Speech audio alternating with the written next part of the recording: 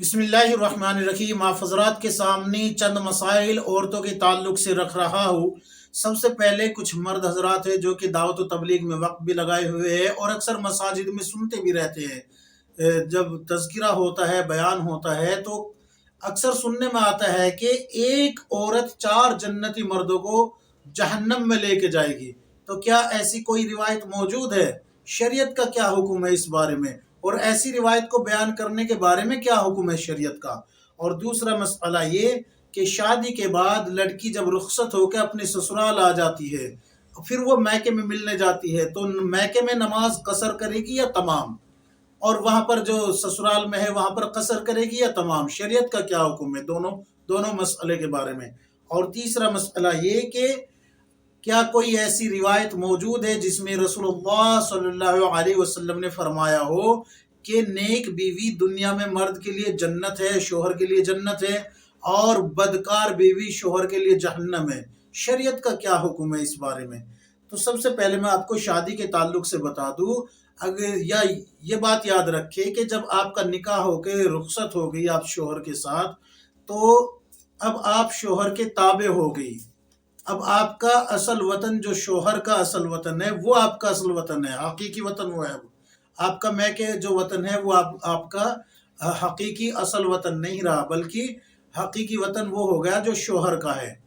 اور آپ جو ہے 77.5 کلومیٹر کی فاصلے پہ شادی کی ہے، یعنی کہ آپ کی رخصتی 77.5 کلومیٹر کے فاصلے پہ ہوئی ہے یا اس سے زیادہ پہ ہوئی ہے، اور آپ جو ہے اپنے سسرال سے اپنے میکے آتی ہے 15 دن سے کم کی نیت کر کے، 15 دن سے کم کی نیت کر کے، تو پھر آپ جو ہے قصر کرے گی، پوری مکمل نمازیں نہیں پڑھے گی۔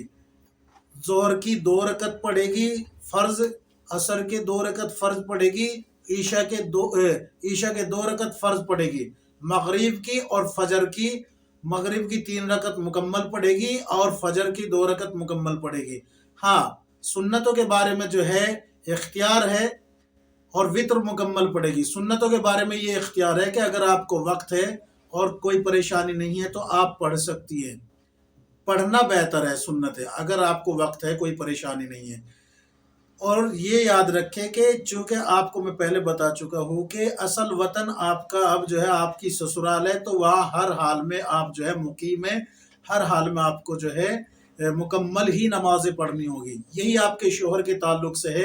اگر آپ کا شوہر آپ کو لے کے جاتا ہے اور 15 دن سے کم کی نیت کرتا ہے تو پھر جو ہے قصر پڑیں گے، اور اگر 15 دن یا 15 دن سے زیادہ کی نیت کرتا ہے آپ یا آپ کا شوہر دونوں ہی، یعنی کہ آپ کو چھوڑ کے آتا ہے اور وہ 15 دن سے کم، یعنی کہ آج گیا اور شام کو واپس آنا ہے، تو پھر وہ وہاں پر قصر کرے گا، اور آپ 15 دن سے زیادہ کی نیت کر رہی ہے تو پھر تمام کرے گی آپ، یعنی کہ مکمل نماز پڑھے گی، مقیم کہلائی جائے گی۔ اور 15 دن سے کم کی نیت کر کے رہ رہی ہے تو پھر جو ہے آپ مسافر ہیں، آپ جو ہے قصر نماز پڑھے گی۔ امید ہے کہ یہ مسئلہ آپ کی سمجھ میں آ گیا ہوگا۔ اب آتے ہیں کہ کیا کوئی ایسی روایت موجود ہے جس میں رسول اللہ صلی اللہ علیہ وسلم نے فرمایا ہو کہ نیک بیوی دنیا میں شوہر کے لیے جنت ہے اور بدکار بیوی جہنم ہے؟ تو دیکھیے ان الفاظوں کے ساتھ تو کوئی بھی روایت نہیں ملی، لیکن صحیح مسلم شریف میں ایک روایت ہے، رسول اللہ صلی اللہ علیہ وسلم نے ارشاد فرمایا، دنیا متاع، یعنی کہ کچھ وقت کے لیے فائدہ اٹھانے کی چیز ہے، اور دنیا کی بہترین متاع یعنی کہ نیک عورت ہے، نیک بیوی ہے۔ بہترین جو دنیا کی بہترین اللہ کی طرف سے انعام ہے، عطیہ ہے، وہ کیا ہے؟ وہ نیک بیوی ہے۔ ایک روایت تو یہ ملتی ہے، یہ کہیں نہیں ملتا کہ وہ اس کے لیے جنت دنیا میں جنت ہوتی ہے یا جہنم ہوتی ہے۔ البتہ اس کے علاوہ ایک روایت یہ ملتی ہے مسند احمد کی، حضرت حسین بن محسن رضی اللہ عنہ اس کے راوی ہے، اور وہ اپنی پھوپھی کے بارے میں بتاتے ہیں، رسول اللہ صلی اللہ علیہ وسلم کے پاس جب ان کی پھوپھی کسی کام سے آئی تو آپ صلی اللہ علیہ وسلم نے پوچھا کہ کیا تمہاری شادی ہو گئی؟ تو اس نے کہا ہاں یا رسول اللہ میری شادی ہو گئی، میری شادی ہو گئی۔ تو پوچھا کہ تمہارا شوہر تم سے خوش رہتا ہے، کیا کرتے ہو تم اس کی خوشنودی کے لیے؟